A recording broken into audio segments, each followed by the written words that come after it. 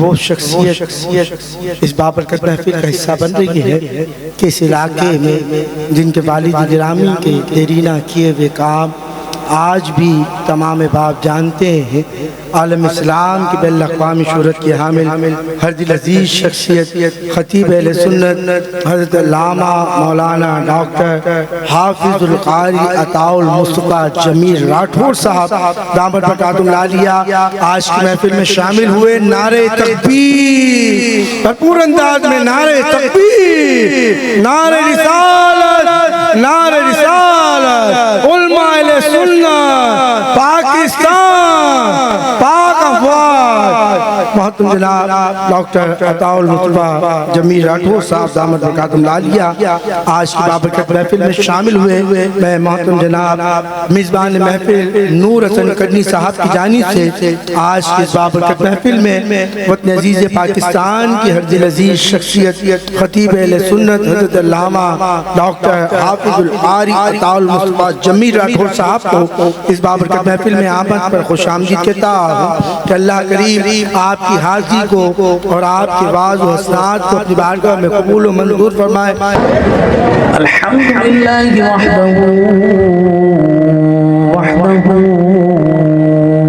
وحدہ لا شریک لہ ازلی ابدی اللہ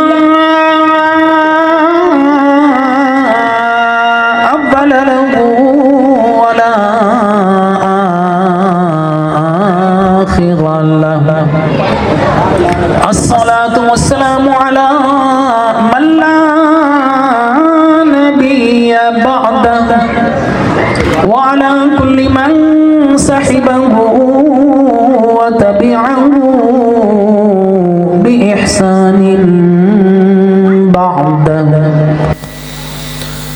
أما بعد فأعوذ بالله من الشيطان الرجيم بسم الله الرحمن الرحيم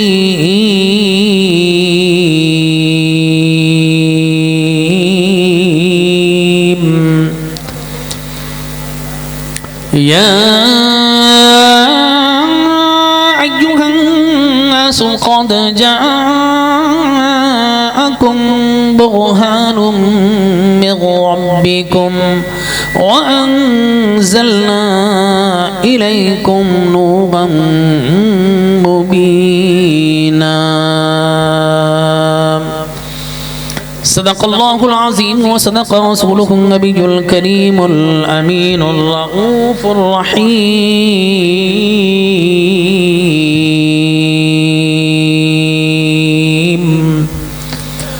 أما بعد یہاں پر آ کر مجھے بڑی خوشی ہو رہی ہے۔ یہ میرے خیال میں محمدی کی پیچھے والی گلی، ہاں تو اس کے برابر والی گلی میں میرا مکان تھا، تو میں اپنے لوگوں میں دوبارہ آیا کافی عرصے کے بعد، بڑی خوشی ہوئی۔ اللہ تبارک و تعالی آپ سب کو برکتیں عطا فرمائے۔ آج کی محفل کا تقاضا ہے، اور تقاضا کیا ہے کہ ہمارے چہروں پر اداسی نہیں ہونا چاہیے، ہمارے چہروں پر اداسی نہیں بلکہ میلاد کی شادابی ہونا چاہیے۔ بھئی زور سے کہیے سبحان اللہ، ہاں خاموش نہیں رہنا ہے۔ رسول اللہ کی محفل جب زبان دی ہے تو ہم نے سبحان اللہ کے ذریعے رب کی تسبیح بھی کرنی ہے، اللہ کا شکر بھی ادا کرنا ہے۔ تو آپ کے چہروں پر اداسی نہیں ہونا چاہیے بلکہ میلاد کی شادابی ہونا چاہیے، آپ کے چہروں پر خوشیوں کا راج ہونا چاہیے، آپ کے رخساروں پر موسم بہار ہونا چاہیے، آپ کے ماتھوں پر روشنیوں کا چراغ ہونا چاہیے، آپ کی نگاہوں میں گنبد خضرا کے انوار ہونا چاہیے، اور آپ کی زبانوں پر سبحان اللہ کا ذکر و اذکار ہونا چاہیے۔ اور اس انداز سے کو ذرا کھلوائیے، اور اس انداز سے سبحان اللہ کہیں کہ یہ پڑوس والی گلی اور اس پڑوس والی گلی والے بھی کہیں کہ صاحب ان کو کیا مل گیا ہے اتنی زور سے سبحان اللہ کیوں کہہ رہے ہیں؟ تو پوچھنے والوں سے کہہ دینا کہ یہ جو چہروں پر قرار آ گیا ہے، دلوں میں قرار آ گیا ہے، چہروں پر نکھار آ گیا ہے، ہر سو موسم بہار آ گیا ہے، اس لیے کہ نور لے کر آمنہ کا نور نظر آ گیا ہے، نور لے کر آمنہ کا نور نظر آ گیا ہے، اور نبیوں کا سردار سید الابرار آ گیا ہے۔ لہٰذا رسول اللہ کی ولادت کا موقع ہے، یہ کوئی سوگ کا موقع نہیں ہے، لہٰذا آپ کے چہروں پر خوشیاں ہونی چاہیے اور زبان پر سبحان اللہ ہونا چاہیے، اس لیے کہ ہمارا جو تعلق ہے، ہمارا تعلق گنبد خضرا کی ہریالی سے ہے۔ کس سے ہے؟ بھئی کچھ لوگ ہوتے نا جو اپنی مسجدوں پہ گلابی پینٹ کرتے ہیں، وہ ان کے گلابی عقیدے کو بیان کر رہی ہوتی ہے مسجدیں۔ ہماری مسجدوں پر ہرا پینٹ ہوتا ہے، اور جو ہرا ہوتا ہے وہ کھرا بھی ہوتا ہے اور زندہ و جاوید بھی ہوتا ہے، اس لیے جو ہرا رنگ ہے نا وہ زندگی کی علامت ہے، ٹھیک ہے نا؟ تو گنبد خضرا کا ہرا رنگ بتا رہا ہے، گنبد خضرا کا ہرا رنگ اس بات کی علامت ہے کہ ہم سب کے آقا محمد مصطفیٰ سلامت ہیں، ٹھیک ہے نا؟ تو جب ہمارا تعلق گنبد خضرا کی ہریالی سے ہے تو خدا کی قسم نہ میرے نبی کے گنبد کی ہریالی ختم ہوگی، نہ نبی کے غلاموں کی خوشحالی ختم ہوگی انشاءاللہ۔ تو آئیے جو آیہ مبارکہ میں نے تلاوت کی ہے اس پر گفتگو کا شرف حاصل کرتے ہیں۔ سورۃ النساء کی آیت نمبر 174۔ شان مصطفیٰ میں بیان کروں گا، لیکن میرا وعدہ ہے میں قرآن و حدیث سے نہیں ہٹتا، میں قصے کہانی نہیں سناتا، میری جتنی بھی گفتگو ہوتی ہے قرآن و حدیث اور منطق اور عقل اور لاجک کے مطابق ہوتی ہے، لہذا آپ موجود رہیں گے، جتنا کمفرٹیبل ہوں گے، انجوائے کریں گے تو میں بیان کرتا رہوں گا۔ آپ کا وعدہ ہے سبحان اللہ کے ساتھ ساتھ رہیں گے؟ جی، اور آگے آ سکتے ہیں تو آ جائیں، اس لیے کہ آئی کانٹیکٹ جب تک نہ ہو تو مزہ نہیں ہوگا۔ چلیں ٹھیک ہے، آپ کمفرٹیبل ہیں، ٹھیک ہے۔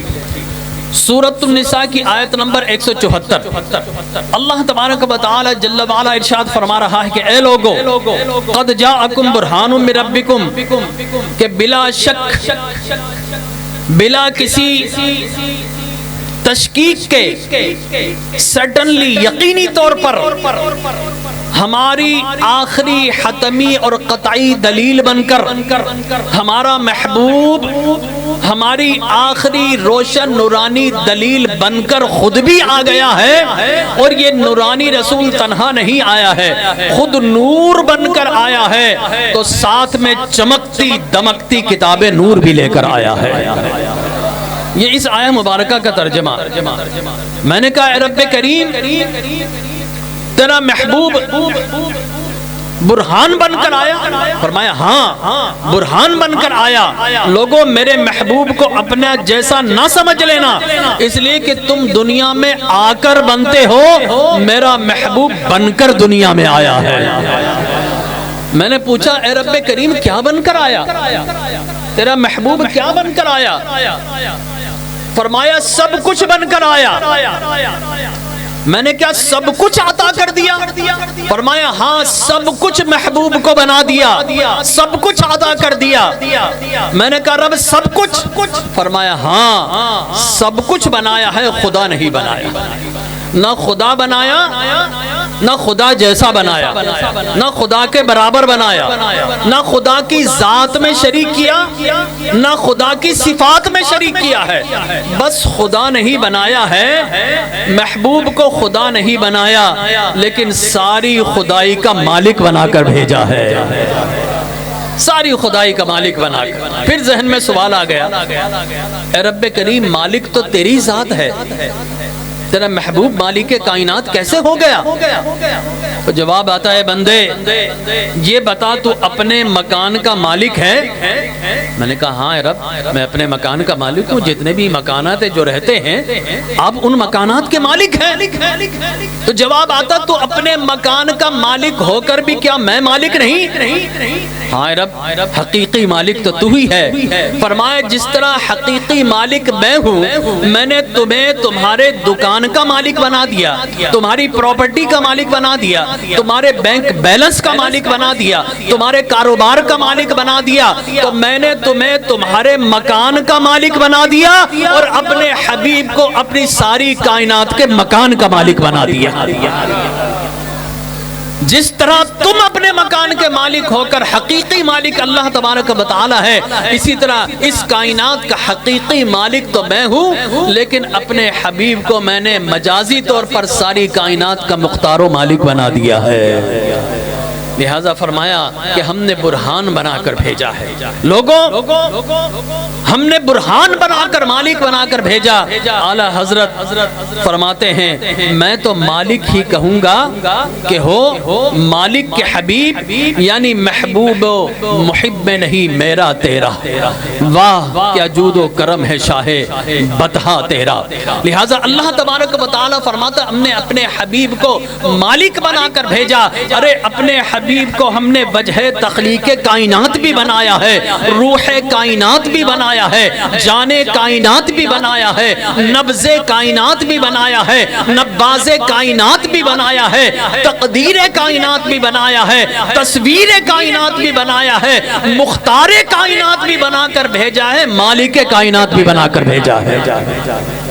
ہم نے اپنے حبیب کو معلم کائنات بھی بنا کر بھیجا ہے، حکیم کائنات بھی بنا کر بھیجا ہے، حاکم کائنات بھی بنا کر بھیجا ہے، والی کائنات بھی بنا کر بھیجا ہے، حامی کائنات بھی بنا کر بھیجا ہے، قاسم کائنات بھی بنا کر بھیجا ہے، شفیع کائنات بھی بنا کر بھیجا ہے، ناصر کائنات بھی بنا کر بھیجا ہے، حاشر کائنات بھی بنا کر بھیجا ہے، اپنے حبیب کو محمود کائنات بھی بنا کر بھیجا ہے، مقصود کائنات بھی بنا کر بھیجا ہے، محبوب کائنات بھی بنا کر بھیجا ہے، سارے نبیوں کا تاجدار بھی بنا کر بھیجا ہے، اور سب سے بڑھ کر یہ کہ ختم نبوت کا تاج بھی پہنا کر بھیجا ہے۔ قد جاءکم برہان من ربکم، ہم نے اپنے حبیب کو اپنی آخری حتمی قطعی دلیل بنا کر بھیجا۔ میں نے کہا اے رب کریم کیا تیرے برہان کے بغیر کیا تیری معرفت ہمیں نہیں مل سکتی تھی؟ کیا تیری توحید و وحید کا پتہ نہیں چل سکتا تھا؟ جواب آیا ارے بندے تو محدود ہے اور خدا کیا ہے؟ بتاؤ لا محدود۔ ہم محدود ہیں، خدا کیا ہے؟ لا محدود۔ ہم مکان میں رہنے والے ہیں اور خدا کیا ہے؟ لا مکانی ہے، وہ مکان میں نہیں رہتا۔ یاد رکھ لیجئے اگر مکان میں رہ گیا تو محدود، اور جو محدود ہو گیا وہ خدا کیسا؟ کعبۃ اللہ کو ہم اللہ کا گھر کہتے ہیں، لیکن یہ کعبہ کو رب سے نسبت اعزازی ہے کہ وہ اللہ کے گھر ہونے کا شرف رکھتا ہے، لیکن اس کا مطلب ہی نہیں جس طرح ہم اپنے گھروں میں رہتے ہیں اس طرح اللہ بھی کعبۃ اللہ میں رہتا نہیں۔ اگر کعبہ میں آگ آ گیا تو محدود ہو گیا، محدود ہو گیا وہ خدا کیسا؟ بلکہ اس کائنات میں آ گیا، کائنات بھی محدود ہے تو محدود یہ کائنات ہے، رب لا محدود ہے۔ پوری کائنات پوری یونیورس بھی مل جائے تو اللہ تبارک و تعالی اس سے بھی لا محدود ہے، اور ہم محدود وہ لا محدود، تو محدود کو لا محدود سے کیا نسبت؟ ہم مکان میں رہنے والے، خدا لا مکان والا، لہٰذا مکان والے کو لا مکان سے کیا نسبت؟ ہم محتاج تھے، ہم کمزور تھے، اللہ چاہتا تھا کہ اپنی توحید بیان کی جائے، اللہ چاہتا تھا کہ میں پہچانا جاؤں، تو اللہ تبارک و تعالی نے اس کمیونیکیشن کے لیے، اس گیپ کو فل کرنے کے لیے، مکان اور لا مکان کی وسعتوں کو ختم کرنے کے لیے اپنے حبیب کو پیدا کر دیا کہ ایسا حبیب بھیج رہا ہوں جس کا تعلق مکان سے بھی ہے، جس کا تعلق لا مکان سے بھی ہے، رہتا مکان میں ہے اور خبریں ساری لا مکان کی عطا فرماتا ہے۔ تو اللہ نے ایسا حبیب بھیجا جو مکان والا بھی ہے اور شب معراج جب جاتا ہے تو لامکان والا بھی بن جاتا ہے۔ تو اللہ نے اپنے حبیب کو اپنی پہچان کروانے کے لیے اس دنیا میں مبعوث فرمایا، اور حدیث قدسی سے آواز آتی ہے وَلَقَدْ خَلَقْتُ الدُّنْيَا وَأَهْلَهَا لِيُعْرِفَهُمْ كَرَامَتَكَ وَمَنْزِلَتَكَ عِنْدِي فَلَوْلَاكَ مَا خَلَقْتُ الدُّنْيَا۔ کہ لوگوں سنو، اگر حبیب کو نہ بھیجنا ہوتا تو نہ میں دنیا کو بناتا، نہ دنیا والوں کو بناتا۔ دنیا کو اس لیے بنایا کہ محبوب کی عزت اور تکریم دنیا کو سکھائی جائے، تو محبوب کی خاطر ہم نے ساری دنیا کو بنایا۔ میں نے کہا ہے رب کریم یہ بات تو سمجھ میں آ گئی، تو تم نے کائنات کو اس لیے بنایا کہ محبوب کی شان دکھائی جائے۔ اس بات سمجھ میں آ گئی کہ کائنات کو اس لیے بنایا کہ محبوب کی شان دکھائی جائے۔ اے رب یہ بھی بتا دے کہ محبوب کو کس لیے بنایا۔ یہ تو سمجھ میں آ گیا کہ کائنات کو اس لیے بنایا کہ محبوب کی شان دکھائی جائے۔ اے رب یہ بھی بتا دے محبوب کو کس لیے بنایا۔ تو جواب آتا ہے ارے کائنات کو اس لیے بنایا کہ محبوب کی شان دکھائی جائے، محبوب کو اس لیے بنایا کہ اپنی پہچان کروائی جائے۔ زور سے کہہ دیجئے سبحان اللہ۔ تو میں عرض یہ کر رہا تھا کہ اللہ نے اپنے محبوب کو بھیجا، لیکن پھر ایک سوال پیدا ہوتا ہے اے رب کریم تو براہ راست بھی تو بتا سکتا تھا۔ جواب آتا ہے ارے بندے تجھے کیا پتا کہ میری قدرت کیا ہے، میری ندرت کیا ہے، میری وحید کیا ہے، میری توحید کیا ہے، میری اولیت کیا ہے، میری ابدیت کیا ہے۔ تجھے کیا پتا میری ربوبیت کیا ہے، میری قدرت کیا ہے، میری حقانیت کیا ہے، میری رحمانیت کیا ہے، میری رحیمیت کیا ہے، میری سبوحیت کیا ہے، میری قدوسیت کیا ہے۔ اس لیے کہ بائی ڈیفالٹ تجھے ایسا بنایا ہے کہ جب تک تیرے سامنے کوئی اسٹرکچر نہ ہو، وجود نہ ہو، کوئی فزیکل ایگزسٹنس کو موجود نہ ہو، جب تک تیری آنکھ سے کوئی چیز نظر نہ آئے، تیری عقل تک وہ بات پہنچتی نہیں ہے، تو مانتا نہیں ہے۔ مثال کے طور پر اگر یہ روشنی نہ ہوتی اور قرآن میں کہا جاتا کچھ روشنی ہے تو بتاؤ ہم پہچان سکتے تھے روشنی کسے کہتے ہیں؟ نہیں پہچانتے۔ اگر قرآن میں ہوتا پہاڑ ہے اور دنیا میں پہاڑ نہ ہوتے تو کیا ہم امیجن کر سکتے تھے کہ پہاڑ کسے کہا جاتا ہے؟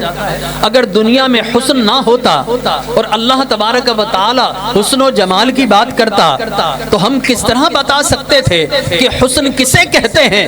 تو اللہ تبارک و تعالی نے جنت کے جتنے نظارے ہیں ان کی مثل دنیا میں پیدا فرمائی ہیں تاکہ پتہ یہ چل جائے کہ دنیا کے باغات ایسے ہیں تو جنت کے باغات کی شان کا عالم کیا ہوگا۔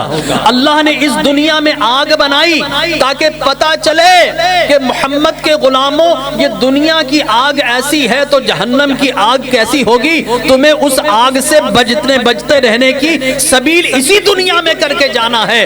تو اللہ نے جنت میں اپنا جلوہ بھی دکھانا ہے، ٹھیک ہے نا، وجوہ یومئذ ناظرۃ الی ربھا ناظرہ، کہ کل قیامت میں کچھ نگاہیں ایسی ہوں گی جو اللہ کی حسن مطلق کا دیدار کر رہی ہوں گی۔ لہذا حسن کسے کہتے ہیں؟ اللہ نے اس دنیا میں حسن کو بکھیر دیا تاکہ پتہ چل سکے کہ جو حسن بنے ہیں وہ بننے والے حسن کا یہ عالم ہے، تو بنانے والے کے حسن کے جلووں کا عالم کیا ہوگا۔ تو اللہ تبارک و تعالی نے بائی ڈیفالٹ چونکہ نظر نہیں آتا، غیر مرئی ہے، اور اس دنیا میں ساری مثالیں ہیں، سب کی مثالیں ہیں، لیکن رب کی کوئی مثال نہیں ہے۔ لہٰذا ہم کس طرح جانتے کہ اللہ تبارک و تعالی کیسا ہے، وہ اس کے جلوے کیسے ہیں؟ یاد رکھ لیجئے ہم اللہ کی صورت کے قائل نہیں، اس کے وجود کے قائل ہیں، اس کے حسن کے قائل ہیں، اس کے دیکھنے کے قائل ہیں لیکن آنکھوں کے قائل نہیں۔ ہم اللہ کے سننے کے قائل ہیں لیکن اس کے کانوں کے قائل نہیں ہیں، یہ تو ہمارے چہرے ہیں۔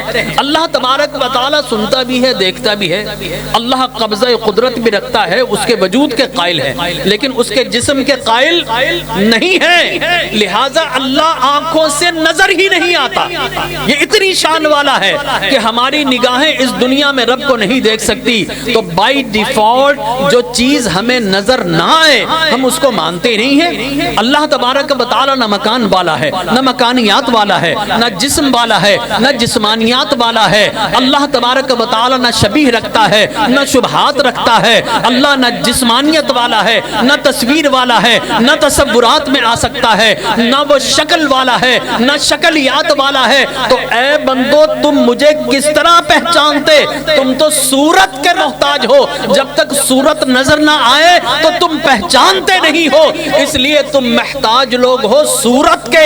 تو پھر تمہاری محتاجی کو دیکھتے ہوئے ایک صورت والا بھیج رہا ہوں۔ صورت اس کی ہوتی ہے، صورت اس کی ہوگی، قدرت خدا کی ہوگی، ارے چہرہ مصطفیٰ کا ہوگا، جلوے خدا کے جگمگا رہے ہوں گے۔ تو اللہ تبارک و تعالی نے اپنے حسن کا نظارہ کروانے کے لیے اپنے وجود کی حقانیت کو لوگوں کو دلیل کے طور پر محمد مصطفیٰ صلی اللہ علیہ وسلم کا مکھڑا پیدا کیا، آمنہ کے لال کو پیدا کیا۔ اور پتہ یہ چلا کہ اللہ تبارک و تعالی چاہتا تھا ایک صورت والا ایسا جائے کہ اگر نگاہ اس پر پڑے تو رب کے جلوے نظر آ جائیں۔ تو اس لیے اللہ تبارک و تعالی نے مصطفیٰ کو پیدا کیا۔ حضور نے فرمایا مر رآنی فمن رآنی فقد رآنی، کہ جس نے مر رآنی فقد رأى الحق فإنه مرآة الرحمن او کما قال۔ سیاہ ستہ کی حدیث مبارک کہ جس نے مجھ کو دیکھ لیا، حضور فرما رہے جس نے مجھ کو دیکھ لیا، میرے چہرے کو دیکھ لیا، گویا رب کے نظارے اس نے دیکھ لیے ہیں۔ فإنه مرآة الرحمن، اس لیے کہ میں رحمان کا آئینہ ہوں۔ اب دیکھیں آئینے کے اندر سورج کے سامنے رکھ دیں تو بتاؤ سورج کی تجلی پڑتی ہے نہیں پڑتی آئینے میں؟ سورج کی روشنی کی ریفلیکشن آتی ہے نا، اور ایسی ریفلیکشن آتی ہے، ہم بچپن میں کیا کرتے تھے؟ سورج رکھا، اس کی ریفلیکشن آئی، دوسروں کی آنکھوں پہ مارتے تھے۔ ایسا ہے نہیں ہے؟ پتہ نہیں صاحب ہم تو کرتے تھے، اب آپ کرتے نہیں کرتے، جدید زمانہ ہے۔ لیکن سورج کی روشنی آئینے میں پڑتی ہے، اور اس آئینے کو کوئی دیکھے تو اس کی آنکھیں چندھیا جاتی ہیں۔ اب کوئی کہے کہ سورج کی روشنی اس میں آ گئی، سورج کا کوئی ٹکڑا ٹوٹ کر اس میں آگے نہیں آیا، فقط اس کی تجلی آئی ہے۔ جب تجلی آئی ہے تو سورج روشن ہو گیا۔ بعینی، اسی طرح سرکار فرما رہے ہیں، اور رب کی کوئی ذات و صفات کا میں شریک نہیں ہوں، لیکن رب کے جلووں کی روشنی پڑتی ہے، اس کی تجلی پڑتی ہے، تو صورت میری ایسی چمکتی ہے کہ چہرہ مصطفیٰ کا ہوتا ہے، جلوے خدا کے چمک رہے ہوتے ہیں۔ تو اللہ تبارک و تعالی جل وعلا نے اپنے حبیب الحبیب کو بھیجا۔ میں نے کہا رب کریم اپنے حبیب کو کیسا بنا کر بھیجا؟ فرمایا ہم نے اس پیارے کو ون نجم کی نورانیت دے کر بھیجا، ہم نے اسے طٰہٰ کا تاج پہنا کر بھیجا، ہم نے اسے تاسین کے جلوے دے کر بھیجا، حامیم کا ہم نے اسے حسن و جمال دے کر بھیجا، ہم نے اپنے حبیب کو والشمس کے رخسار دے کر بھیجا، لتمدن عینا کے مقدس آنکھیں دے کر بھیجی، ما زاغ البصر وما طغیٰ کا ہم نے سرما لگا کر بھیجا، ارے ید اللہ والے ہاتھ دے کر بھیجے، وما ینطق عن الہویٰ ان هو الا وحی یوحیٰ کی مقدس زبان دے کر بھیجی، ہم نے اپنے حبیب کو علم نشرح لک صدرک کا مقدس سینہ دے کر بھیجا، لا اقسم بہذا البلد کے مقدس قدم دے کر بھیجے، ہم نے مدثر کا پاک لباس پہنا کر بھیجا، ہم نے مزمل کا دوشالہ اڑھا کر بھیجا، ہم نے یاسین کے جلوے دے کر بھیجے، ہم نے اپنے حبیب کو والضحیٰ کا مکھڑا دے کر بھیجا، اور واللیل کی زلفیں دے کر بھیجا۔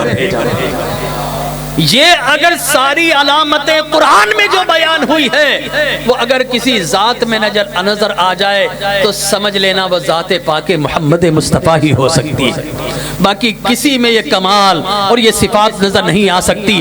ارے ایک صورت والا بھیج رہا ہوں، یہ صورت کبھی تمہیں سیدہ آمنہ کے پہلو میں نظر آئے گی، کبھی حلیمہ سعدیہ کی گود کو چمکاتی نظر آئے گی، کبھی حلیمہ سعدیہ کی لاغر اونٹنی کو ساری اونٹنیوں سے آگے دوڑاتی ہوئی نظر آئے گی، کبھی سیدہ حلیمہ سعدیہ کی کٹیا کو روشن اور منور کرتے ہوئے نظر آئے گی۔ ایک صورت والا بھیج رہا ہوں، جب یہ کعبہ کعبہ میں سورج جائے گی تو تھر تھرا کر سارے بتوں کو گراتی ہوئی نظر آئے گی. ایک صورت والا بھیج رہا ہوں, اس صورت والے کو دیکھتے رہنا. کبھی یہ بچپن میں جب آسمان کو اشارے کرے گی, وہ اب ید یستسل غمام, وہ ایسے اشارے ہوں گے کہ چاند اس صورت کے جلوے دیکھنے کے لیے چھٹ جائے گا, بادل سمٹ کر آئیں گے کہ ہم بھی تو دیدار مصطفیٰ کریں, اور اتنا برسیں گے کہ سارا مکہ جل تھل ہو جائے گا.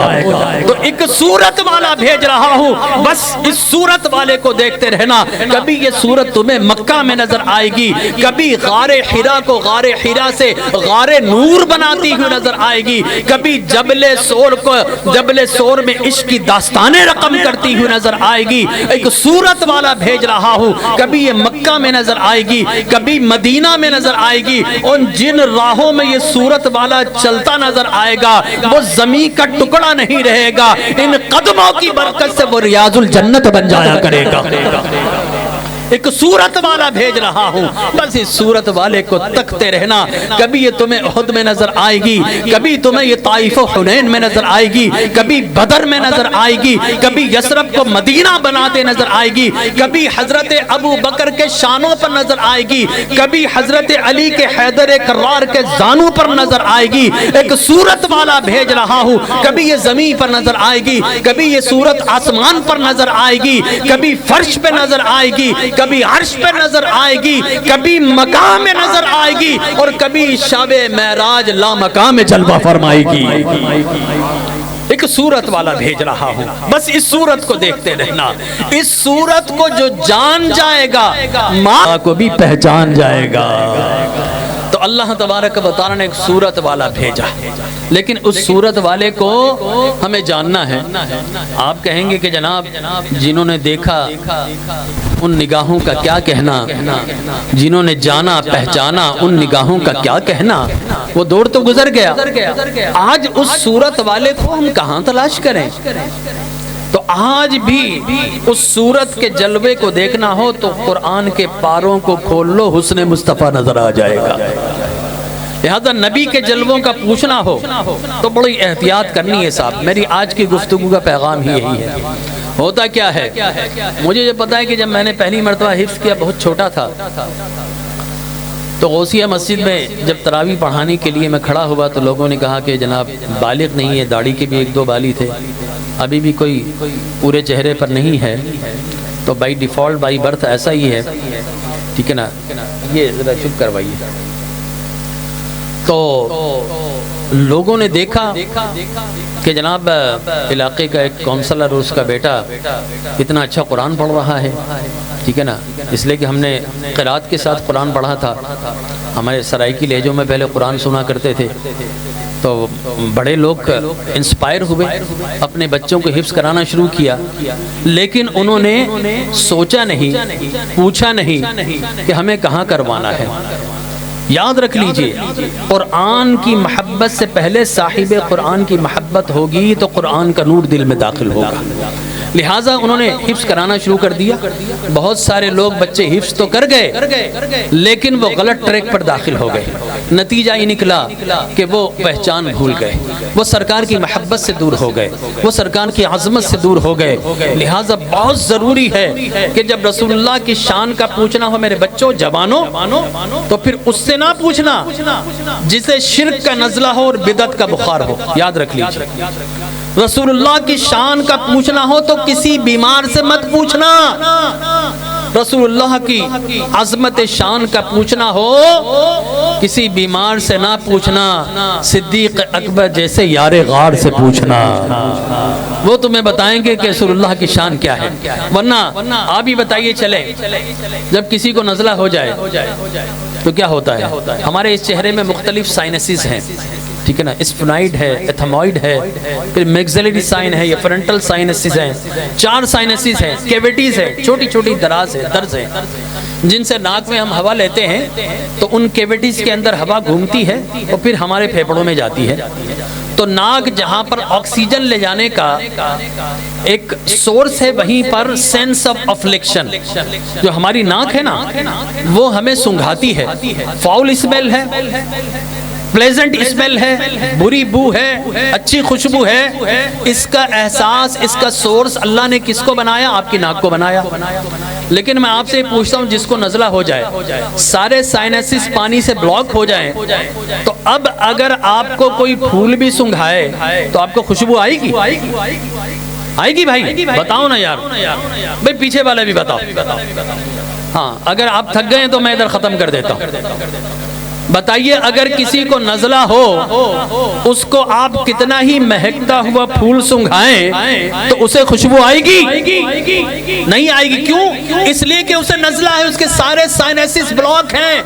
کان، ناک جو ہے منہ کے ذریعے سانس لے رہا ہے، پھیپھڑوں تک لے جا رہا ہے، ناک کے ذریعے سانس بھی نہیں جا رہی ہے۔ اور جس کو نزلہ ہونا رات کو سوتے ہوئے دیکھ لے منہ کھل جائے گا۔ کیوں؟ اس لیے کہ اللہ نے بائی ڈیفالٹ ایسا بنایا کہ اگر ناک کے ذریعے سانس نہ، آکسیجن نہ جائے تو منہ کے ذریعے آکسیجن جائے، منہ خود بخود کھول دیتا اللہ تبارک و تعالی۔ لہٰذا یاد رکھ لیجئے کہ جس کو نزلہ ہو اس کو کبھی بھی خوشبو کی سنگھائی نہیں دیتی ہے۔ بعینی اس طرح اگر کسی کو بدعت کا بخار ہو جائے، اب بخار میں کیا ہوتا ہے؟ آپ نے دیکھا ہونا، کڑوی چیز بھی، میٹھی چیز بھی کھائیں تو کیا لگتی ہے؟ کیا لگتی ہے؟ کیوں؟ چلے میں آپ کو بتا دیتا ہوں۔ بخار میں کیا ہوتا ہے؟ آپ انالجیسکس لیتے ہیں، اینٹی پائریٹک، پیناڈول، پوسٹان ایٹسیٹرا۔ یہ ساری دوائیاں جو ہم کھاتے ہیں نا، یہ کہیں نہ کہیں سے ایکسکریٹ ہوتی ہیں جسم سے، یا پسینے کے ذریعے، یا فیسس کے ذریعے، یا یورین کے ذریعے، یا پھر ہمارا سلائیوا جو تھوک ہے اس کے ذریعے۔ اور جتنی بھی بخار کی دوائیاں نا، یہ ایکسکریٹ ہوتی ہے تھوک کے ذریعے۔ لہٰذا ہماری زبان کے اوپر والے حصے میں ٹیسٹ بڈز ہیں، وہ نرو جو ہمیں ذائقہ دماغ تک لے کر جاتا ہے، ان کی اینڈنگ جو ہے ہماری زبان کے اوپری حصے پر ہے۔ اب یہاں پر بخار کی کیفیت میں جب آپ دوائی لیتے ہیں تو وہ آ کر ساری دوائیاں ایکسکریٹ ہو کر، اگر آپ زبان کھول کر دیکھیے بخار میں کبھی پلاہٹ محسوس ہوگی تو برش سے صاف کیا کرے، وہ نرو اینڈنگ ہے۔ جب وہ بلاک ہو گئی، وہ احساس، وہ نرو جو کہ دماغ تک ذائقہ لے کر جاتے تھے، بخار کی کیفیت میں جب وہ بلاک ہو گئے، اب آپ میٹھا بھی کھاتے ہیں تو آپ کو کڑوا محسوس ہوتا ہے۔ فلسفہ سمجھ میں آ گیا؟ اسی لیے میں نے کہا جس کو شرک کا نزلہ ہو اور بدعت کا بخار ہو، بدعت والے کو میٹھا بھی کھلائیں گے بولے گا بھائی کڑوا ہے۔ نزلے والے کو اگر آپ پھول بھی سنگھائیں گے بولے گا مجھے کوئی خوشبو نہیں آ رہی۔ بعینی اسی طرح یاد رکھ لیجئے، جس کو شرک کی بیماری لگ جائے، شرک کا نزلہ ہو جائے اور جسے بدعت کا بخار چڑھ جائے، اسے شان مصطفیٰ آپ بتائیں گے اس کی سمجھ میں نہیں آئے گا۔ اس کے دونوں روٹ اس کے بلاک ہو چکے ہیں، ذہن پر وائرس ہو چکا ہے، اس کو وائرل انفیکشن ہو گیا ہے عقیدے کا۔ لہٰذا وہ کہے گا نہیں یہ تو نبی میرے جیسے ہیں، ان کی دو کانیں، ان میرے بھی دو کان، ان کی بھی دو آنکھیں، میری بھی دو آنکھیں، ان کے بھی دو ہاتھ، میرے بھی دو ہاتھ، زیادہ سے زیادہ بڑا بھائی کہہ سکتے ہیں۔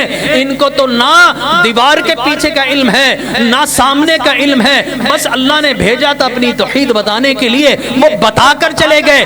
میں کہتا ہوں اگر ایسے کے پاس چلے گئے جس کو شرک کا نزلہ ہے اور بدعت کا بخار ہے، وہ خود تو وائرس لگا ہوا ہے، آپ کو بھی وائرس لگا دے گا۔ لہٰذا یاد رکھ لو، جب نبی کا شان کا پوچھنا ہو تو نبی کی شان کے لیے کبھی کسی ابو جہل کے پاس نہ جانا۔ نبی کی شان کا پوچھنا ہو تو یاروں کے یار صدیق اکبر سے پوچھنا، وہ بتائیں گے شان مصطفیٰ کیا ہے۔ نبی کی شان کا پوچھنا ہو تو کسی مسلی سے نہ پوچھنا۔ کوئی پنجابی بھائی ہے تو اسے پتا ہوگا مسلی کسے کہتے ہیں۔ نبی کی شان کا پوچھنا ہو تو کسی مسلی سے نہ پوچھنا۔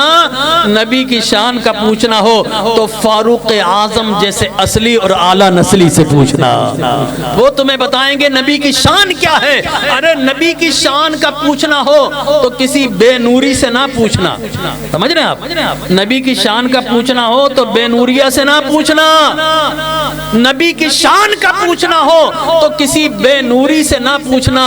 نبی کی شان کا پوچھنا ہو تو دو نور والے جناب عثمان ذو النورین سے پوچھنا، وہ بتائیں گے کہ نبی کی شان کا کیا ہے۔ ارے نبی کی شان کا پوچھنا ہو تو ادھر ادھر در بدر کسی پھرنے والے، کسی بے گھر سے نہ پوچھنا۔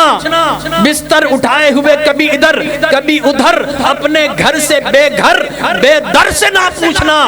نبی کی شان کا پوچھنا ہو تو فاتح خیبر خیبر علی حیدر سے پوچھنا، وہ تمہیں بتائیں گے کہ نبی کی شان کیا ہے۔ اس لیے دوستو یہ بڑا اہم کوسچن ہے، نبی کی شان کا پوچھنا ہو تو شان ماننے والے سے پوچھنا، اس سے جا کر پوچھنا جس نے نبی کے جلووں کو دیکھا ہو، نبی کی شان کو پڑھا ہو، نبی کو جانتا ہو، نبی کی حاضری والا ہو، نبی سے عقیدت رکھتا ہو، نبی سے محبت رکھتا ہو، وہ اگر آپ کو بتائے گا تو صحیح بات بتائے گا، دوسرا بتائے گا تو غلط بات بتائے گا۔ اس لیے میں اکثر کہا کرتا ہوں کہ اگر بیٹھنا ہے تو کہاں پر بیٹھنا ہے؟ اویسیوں میں بیٹھ جا،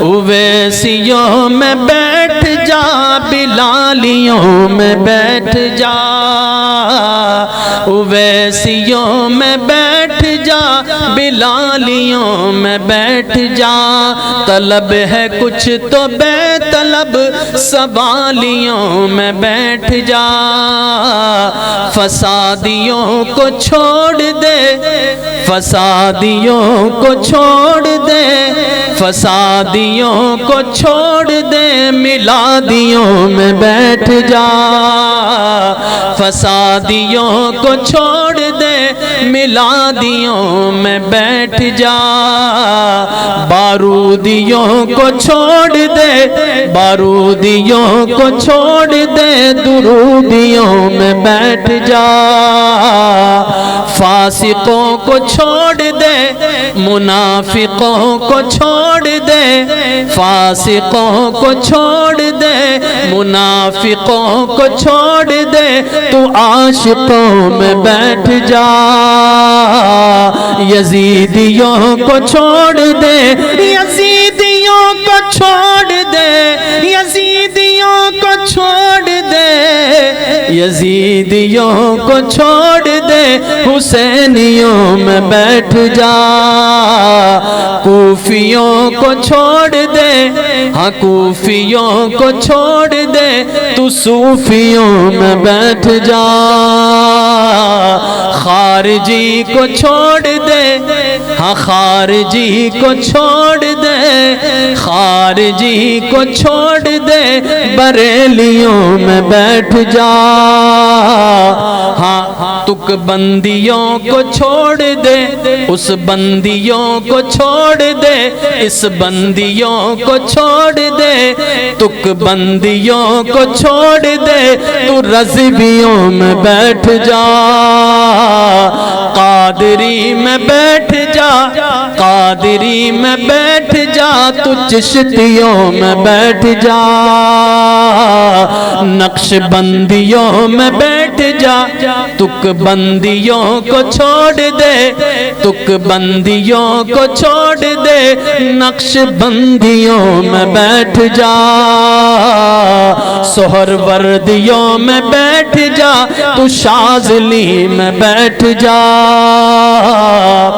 تو بات عرض یہ کر رہا تھا کہ میرے دوستو یہ بہت اہم سوال ہے، آپ جہاں پر بیٹھیں گے جو صحبت ملے گی نبی کے متعلق پوچھیں گے تو وہی بتائے گا جو اس کو معلوم ہے، تھوڑا بہت اس نے پڑھا ہے، وہ کہے گا میاں چھوڑو اخلاقیات کی بات کرو، معاملات کی بات کرو، میاں تم ازدواجیات کی بات کرو، تم معاملات کی بات کرو، تم معاشرت کی بات کرو، معاشیات کی بات کرو، میں کہوں گا کہ ساری باتیں ضرور کرو، سیرت کی بھی بات کرو، صورت کی بھی بات کرو، لیکن سب سے پہلے اس نبی کے شان کی بات کرو، اس نبی کی عظمت کی بات کرو۔ آپ کہیں گے کہ جناب آپ نے صدیق اکبر کا حوالہ دے دیا، ان سے پوچھے، ہم کس طرح پوچھیں؟ عثمان غنی سے کس طرح پوچھیں؟ فاروق اعظم سے کس طرح پوچھیں؟ حیدر کرار سے کس طرح پوچھیں؟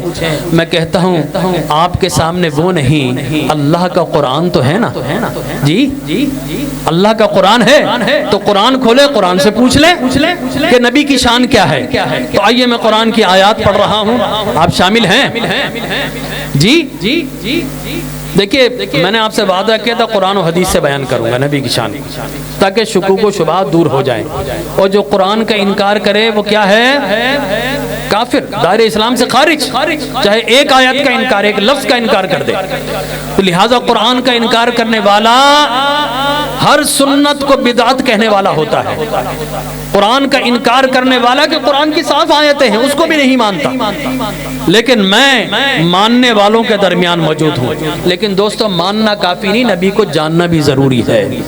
یاد رکھ لیجئے معراج کی صبح جب حضور اکرم صلی اللہ علیہ وسلم نے دعوی معراج کیا اور معراج کی کیفیات بتائی، تو وہ جو تازہ مسلمان ہوئے تھے مانتے تھے لیکن جانتے نہیں تھے، وہ کیا ہو گئے؟ الٹے قدم و کفر پہ چلے گئے، مرتد ہو گئے۔ یاد رکھ لیجئے، اس لیے کہ جانتے نہیں تھے، مانتے تو تھے لیکن کوشش ہی نہیں کی اپنے بچوں کو کہ محبوب کی شان انہیں پہچان کروائی جائے، نبی کا بتایا جائے، نبی کی عظمت کا بتایا جائے۔ نتیجہ کیا نکلا؟ ماننا ضروری نہیں ہے، ماننے سے زیادہ جاننا ضروری ہے۔ یاد رکھ لیجئے، اگر نہیں جانیں گے تو ادھر ادھر بھٹک جائیں گے، جاننا ضروری ہے۔ اور جاننے کے لیے آئیے میں آپ کے سامنے قرآن پڑھ رہا ہوں، اللہ نبی کی شان کو کس طرح بیان کرتا ہے۔ کبھی اللہ تبارک و تعالی اسرا بعبدہ کی خاص عبدیت والا کہہ کر نبی کی شان کو بیان کرتا ہے، کبھی وبعث فیہم کی بعثت والا کہہ کر نبی کی شان کو بیان کرتا ہے، کبھی یا ایھا النبی کی نبوت والا کہہ کر نبی کی شان کو بیان کرتا ہے، کبھی لقد جاءکم رسول کی رسالت والا کہہ کر نبی کی شان کو بیان کرتا ہے، کبھی من یطع الرسول فقد اطاع اللہ کی لائق اطاعت والا کہہ کر نبی کی شان کو بیان کرتا ہے، کبھی یبایعونک انما یبایعون اللہ کی بیعت والا کہہ کر نبی کی شان کو بیان کرتا ہے، کبھی واللہ ورسولہ احق ان یرضوہ کی باہمی رضا و تسلیمات والا کہہ کر اللہ نبی کی شان کو بیان کرتا ہے، کبھی وما رمیت اذ رمیت ولکن اللہ رما کی مظہریت والا کہہ کر نبی کی شان کو بیان کرتا ہے، کبھی ارسل رسولہ بالہدی کی ہدایت والا کہہ کر نبی کی شان کو بیان کرتا ہے، کبھی یا ایھا الرسول بلغ کی بلاغت والا کہہ کر نبی کی شان کو بیان کرتا ہے، کبھی فإنما یسرناہ بلسانک کی فصاحت والا کہہ کر نبی کی شان کو بیان کرتا ہے، کبھی کذالک لنثبت بفؤادک کے ذریعے فولادی سینے کی طاقت والا کہہ کر نبی کی شان کو بیان کرتا ہے، اور کبھی لو انزلنا ھذا القرآن کی ہمت والا کہہ کر نبی کی شان کو بیان کرتا ہے۔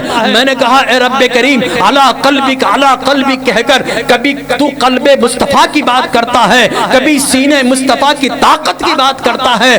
میں نے کہا رب کریم سینہ تو ہمارے پاس بھی ہے، سینہ تو تیرے نبی کے پاس بھی ہے۔ کہا نادان چپ ہو جا، ارے یہ قرآن اگر پہاڑوں پر نازل کیا جاتا پہاڑ ریزہ ریزہ ہو جاتے، آسمان پھٹ جاتا، زمین کے ذرے ختم ہو جاتے، لیکن یہ سینہ مصطفیٰ کی ہمت تھی، پورا قرآن نازل ہوتا رہا اور قلب محمد مصطفیٰ اسے جذب کرتا رہا۔ تو اللہ تبارک و تعالی نبی کی شان کو بیان کر رہا ہے۔ قرآن پڑھتے جائیے، سنتے جائیے، سدھنتے جائیے، کبھی لقد کان لکم فی رسول اللہ اسوۃ حسنہ کے حسنات والا کہہ کر اللہ نبی کی شان کو بیان کرتا ہے، کبھی یعرفونہ کما یعرفون ابناءہم کی معرفت اور شناخت والا کہہ کر اللہ نبی کی شان کو بیان کرتا ہے، کبھی لا تقولوا راعنا کی ناسخ لغت والا کہہ کر نبی کی شان کو بیان کرتا ہے، کبھی وقولوا ذرنا کی نظر عنایت والا کہہ کر اللہ نبی کی شان کو بیان کرتا ہے، کبھی وما آتاکم الرسول فخذوہ وما نہاکم عنہ فانتہوا کے اختیارات والا کہہ کر نبی کی شان کو بیان کرتا ہے۔ اختیارات کیسے؟ فرمائے یحل لہم الطیبات ویحرم علیہم الخبائث کی حرمت والا کہہ کر، حلت والا کہہ کر نبی کی شان کو بیان کرتا ہے۔ میں نے کہا رب کریم حلت و حرمت میں کیا شان ہے؟ فرمایا اس کائنات کے سارے مولوی، سارے مشائخ، سارے علماء، سارے فصحاء، سارے بلغاء، سارے ادیبہ، سارے مناطقہ، سارے اہل علم جمع ہو جائیں اور کسی چیز کو حلال کرنا چاہیں حلال نہیں ہوتی، حرام کرنا چاہیں حرام نہیں ہوتی۔ ارے یہ آمنہ کے لال کی شان ہے، نہ کہتا ہے تو قیامت تک کے لیے سب کچھ حرام ہو جاتا ہے، ہاں کہتا ہے تو قیامت تک کے لیے سب کچھ حلال ہو جاتا ہے۔ تو اللہ تبارک و تعالی قرآن میں نبی کی شان کو بیان کر رہا ہے. خدا کی قسم الحمد کے الف لام سے لے کر والناس کے سین تک جہاں قرآن اللہ کی توحید کے نغمے پڑھ رہا ہے وہیں عظمت مصطفیٰ کے ترانے بھی پڑھ رہا ہے. لہذا قرآن میں سب کچھ ہے. اللہ تبارک و تعالی جل وعلا جب نبی کی شان کو بیان کرتا ہے تو لقد کان لکم فی رسول اللہ اسوۃ حسنہ کہ حسنات والا کہہ کر نبی کی شان کو بیان کرتا ہے. کبھی لا یؤمنون حتی یحکموک کی عدالت والا کہہ کر نبی کی شان کو بیان کرتا ہے. کبھی کذالک تثبیت فؤادک کے ذریعے اللہ تبارک ما لبثت فیکم عمرا من قبلہ کی صداقت والا کہہ کر نبی کی شان کو بیان کرتا ہے. کبھی الیوم اکملت لکم دینکم کی امانت والا کہہ کر نبی کی شان کو بیان کرتا ہے. کبھی واللہ یعصمک من الناس کی حفاظت والا کہہ کر نبی کی شان کو بیان کرتا ہے. کبھی ومن اللیل فتہجد بہ کی عبادت والا کہہ کر نبی کی شان کو بیان کرتا ہے. اور کبھی ومن یخرج من بیتی مہاجرہ کے ذریعے ہجرت والا کہہ کر نبی کی شان کو بیان کرتا ہے. کبھی لا اقسم بہذا البلد کی سکونت والا کہہ کر اور کبھی اسرا بعبدہ کی سیاحت والا کہہ کر نبی کی شان کو بیان کرتا ہے. اور کبھی بما نزل علی محمد کی قدر و منزلت والا کہہ کر نبی کی شان کو بیان کرتا ہے. کبھی وما محمد الا رسول کی خاصیت والا کہہ کر نبی کی شان کو بیان کرتا ہے. اور کبھی ما کان محمد ابا احد من رجالکم ولکن رسول اللہ و خاتم النبیین کے ذریعے ختم نبوت والا کہہ کر نبی کی شان کو بیان کرتا ہے. تو میں قرآن پڑھ رہا ہوں, پورا قرآن حضور کی شان ہے, یاد رکھ لیجئے. کبھی محمد رسول اللہ کی اپنائیت والا کہہ کر نبی کی شان کو بیان کرتا ہے. کبھی والذین معہو کے ذریعے صحابہ کی جماعت والا کہہ کر اور کبھی ویطہرکم تطہیرا کے ذریعے مقدس اہل بیت طہارت والا کہہ کر نبی کی شان کو بیان کرتا ہے.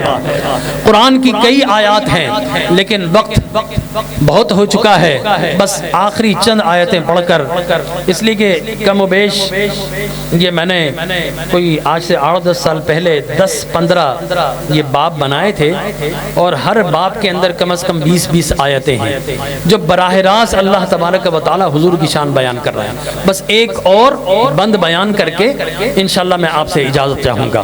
اللہ تبارک و تعالی جل وعلا جب نبی کی شان کو بیان کرتا ہے تو یتلو علیہم آیاتہ کی تلاوت والا کہہ کر نبی کی شان کو بیان کرتا ہے.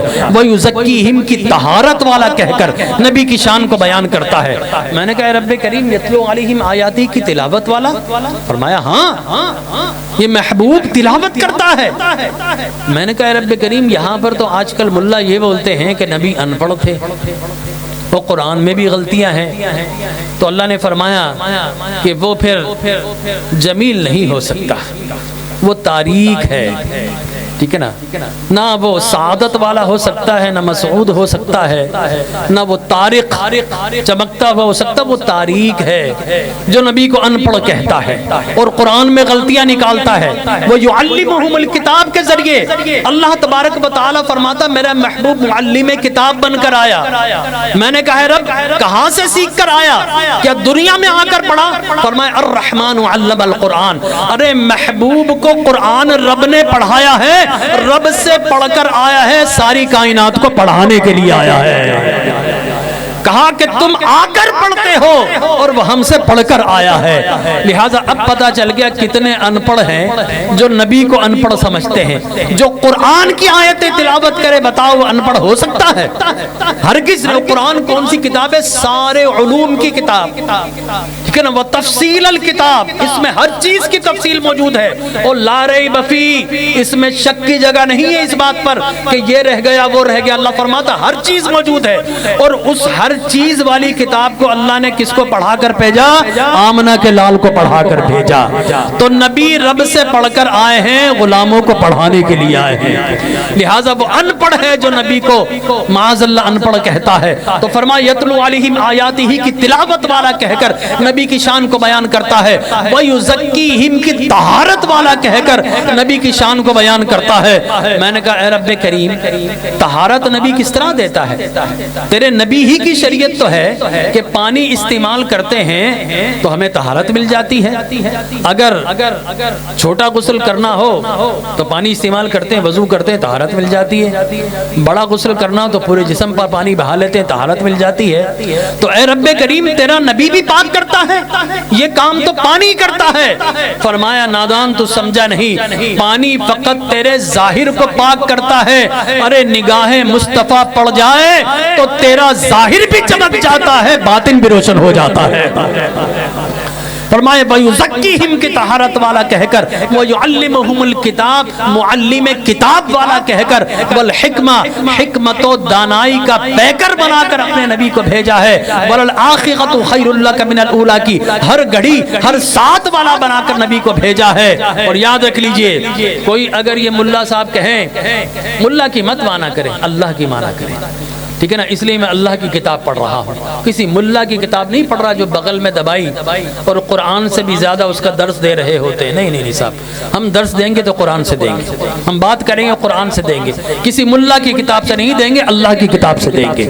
لہٰذا اللہ فرماتا وَلَلْآخِرَةُ خَيْرٌ لَكَ مِنَ الْأُولَى. آج اگر کوئی مولوی کہتا ہے کہ ہم نے نبی کے مقام کو پا لیا, اور یہ بدقسمتی ہے, یہ آج والا کہتا پا لیا, نہ صدیق اکبر پا سکے, نہ حضرت عمر پا سکے, نہ عثمان پا سکے, نہ حیدر کرار پا سکے. آج والے نبی کے مقام کو پا لیا کہ نبی کا اتنا مقام ہے, یہ کر سکتے ہیں, یہ نہیں کر سکتے.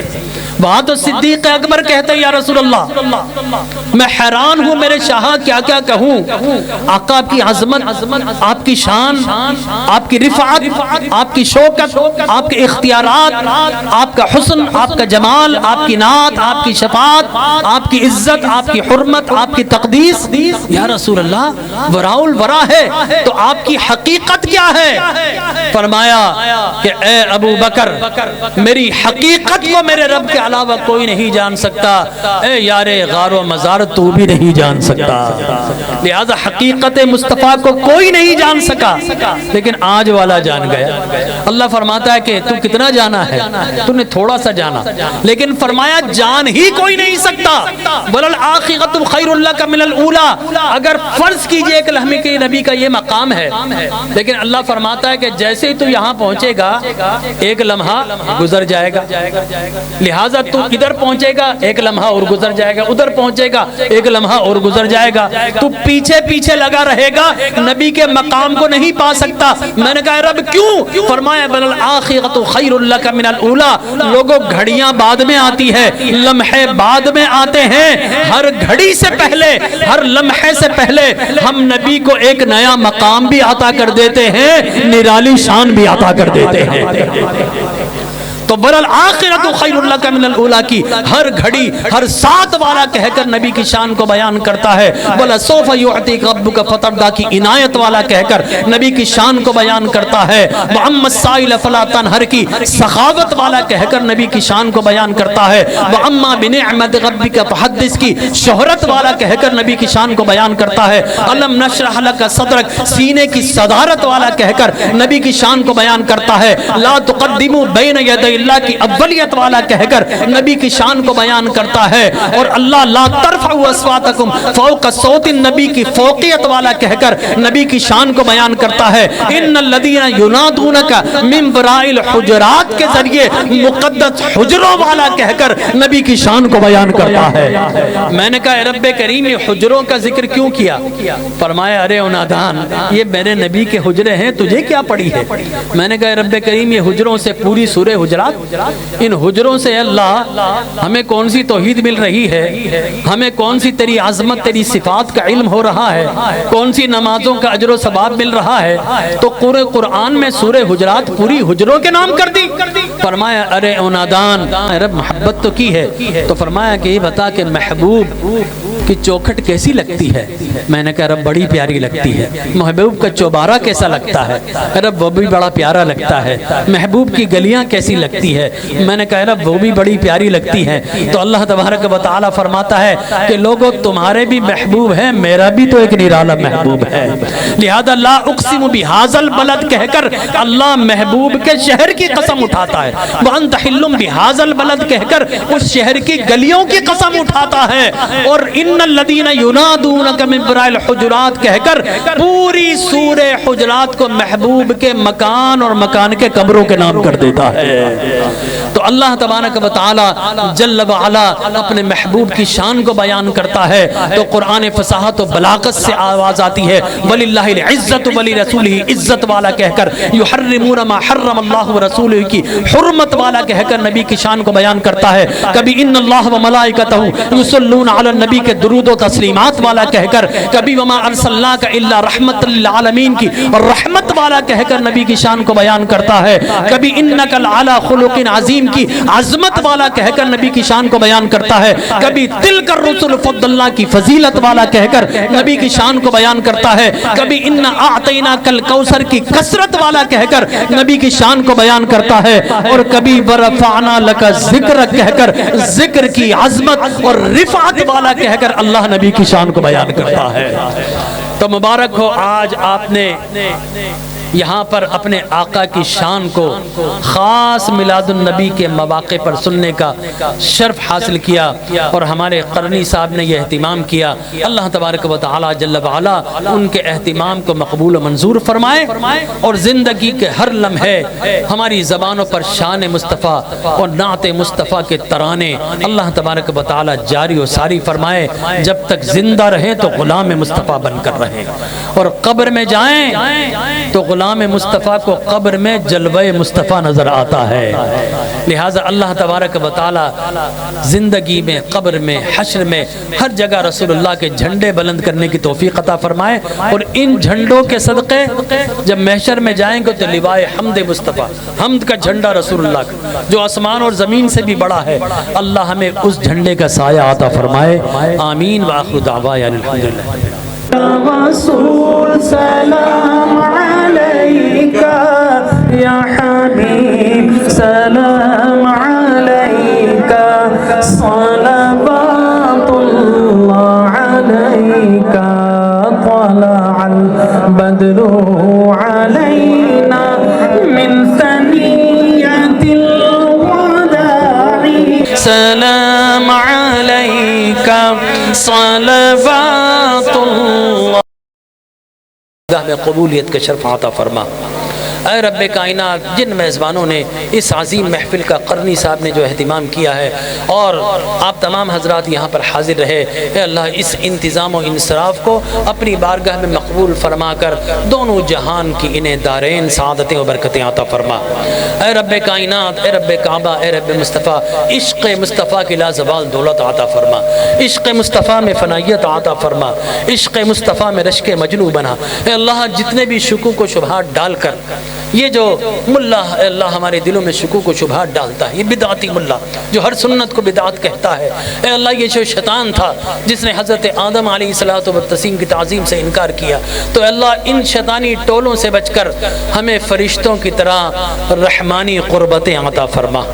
اے اللہ تیرے حبیب کا ذکر کرنے والا بنا، اے اللہ قرآن کی تلاوتیں کرنے والے بنا، اے رب کائنات 5 وقتہ نمازوں میں حاضر ہو کر اپنی جبین نیاز کو بارگاہ میں بے نیاز میں جھکانے والا بنا، بستر چھوڑ کر اے اللہ مصلی آباد کرنے والے وجود عطا فرما۔ اے اللہ اپنی تسبیح و تحلیل کے نغمے اپنی ہماری زبانوں سے جاری و ساری فرما۔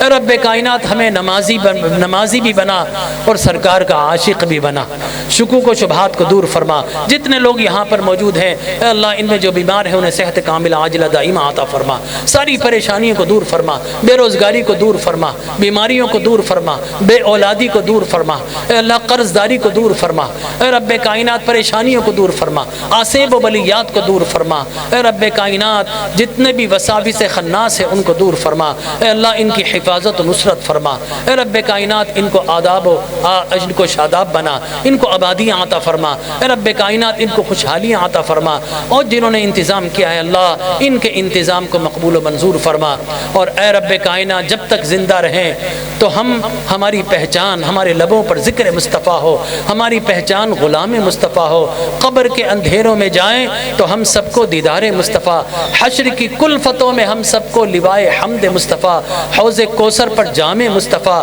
پل صراط پر دعائے مصطفیٰ، میزان پر شفاعت مصطفیٰ، اور جنت کی نعمتوں میں ہم سب کو قرب و رفاقت مصطفیٰ نصیب فرما۔ اور اے رب کائنات جتنے بھی لوگ موجود ہیں ان کے جدات امہات جو اس دنیا سے پردہ فرما چکے ہیں، میلاد النبی کے اس عظیم محفل کا فیض ان سب کی قبور پر تربتوں پر نازل فرما، آمین آمین یا رب العالمین۔ فقد قال اللہ تبارک و تعالی فی شان حبیبہ مخبرا وآمرا ان اللہ وملائکتہ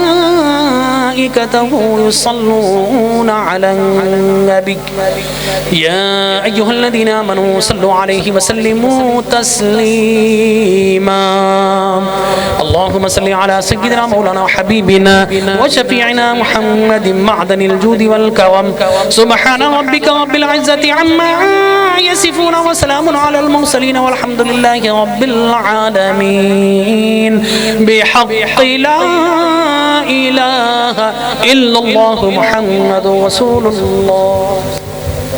تمام آپ تشریف رکھیں، ہلکے بنا کر چار چار افراد کے بیٹھ جائیں، آپ کے لیے لنگر